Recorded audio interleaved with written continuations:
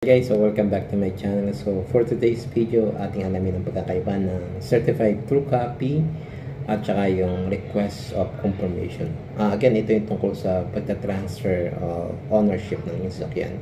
So yung certified true copy, ito yung lehitimo o yung kopya ng original na copy ng marinong certificate o registration o yung CR nyo.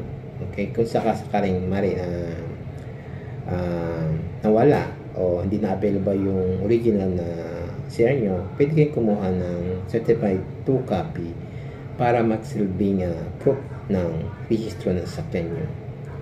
So ito yung may stamp, may pirma mula sa ito na patunay na at valid yung kopya ng original. So ito yung yung mismong kopya ng CR niyo po. Okay, so yung naman po yung request of confirmation, ito yung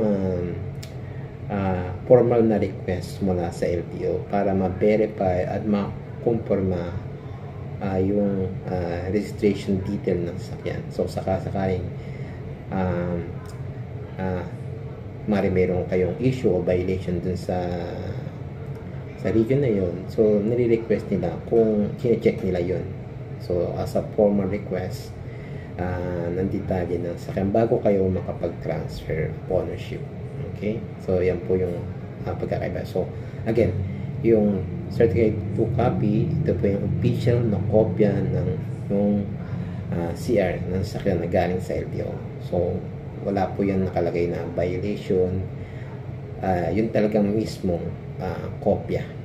At yun naman yung request for confirmation, ito yung pagbe-verify request ng LTO kung sakaling nasa ibang region, nire-request nila yung detalye ng sasakyan.